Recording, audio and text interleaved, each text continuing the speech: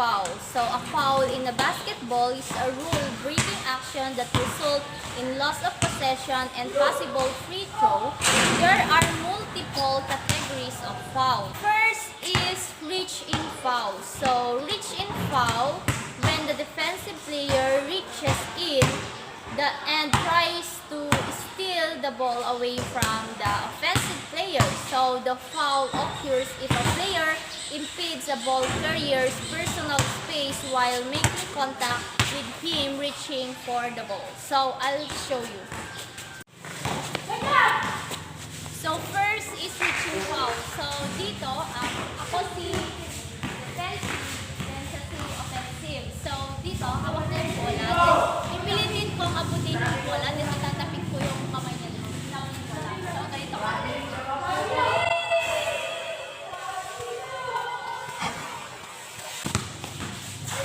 Yun. Charging foul.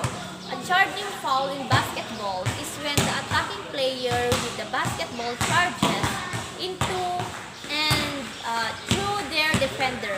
As a result, the defensive player fall back, sell the call. A charging foul is referred to as a charge. For short, defenders often try to draw a charge by getting in good position and baiting the offensive player into committing the violence. So next is charging foul. So charging foul, dito ako yung mag-shoot ng bola, then nakita ko siya na merong bantay doon, then ako pipilitin ko pa din na pumasok para may-shoot yung bola. So yun, bubungguin ko siya. So magiging offensive foul din yun. So, pakita ko sa inyo.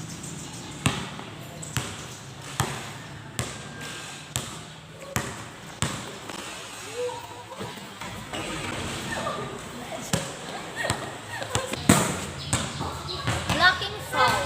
A blocking foul in basketball is a foul assessed to a defensive player who is not properly positioned and makes contact with the offensive player to stop their movements. If the defensive player is still moving, does not have his feet planted, or has not established themselves within the ball handler's path before the two players collide, a blocking foul against the defender will be called. Blocking foul. So dito, ako si offensive, then ita-drive ko yung bola, mag-shoot ako, nakita ko na open area siya, tapos biglang susulpot yung kalaban, then magbubungguan kami. So yun yung blocking foul. So papakita ko sa inyo paano. Kita yan?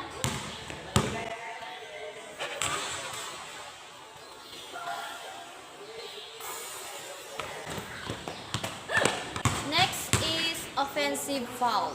An offensive foul in basketball is a foul committed by an offensive player whose team is in possession of the ball. The offending player is charged with a personal foul, but their team is not charged with a team foul. No free throw are awarded after an offensive foul. Instead, the ball is awarded to the offended team out of bounds near wherever the foul was committed. Offensive foul. So dito makikita natin na si offensive player, siya yung may hawak ng bola. So si offensive yung gagawa ng paraan para gagawa ng foul. So ito.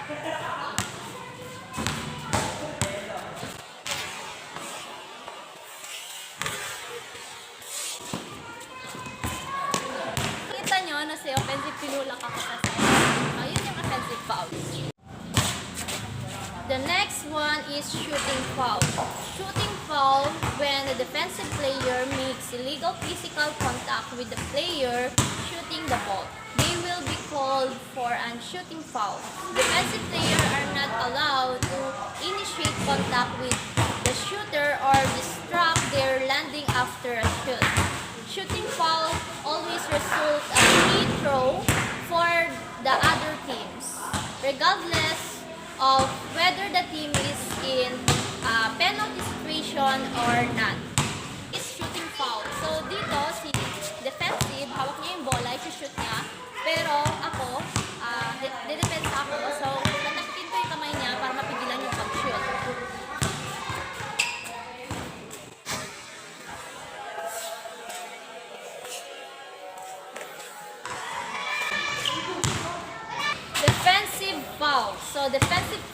are committed whenever players on defense use illegal contact to try to stop offensive players. Defensive fouls frequently happen in basketball.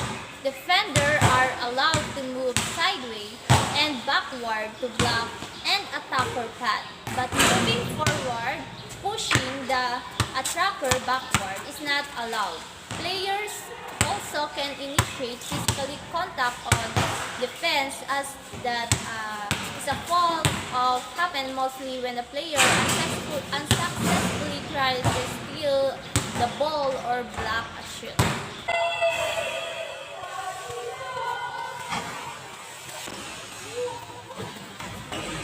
So, ayun lamang po, naipakita at na-discuss ko yung 6 foul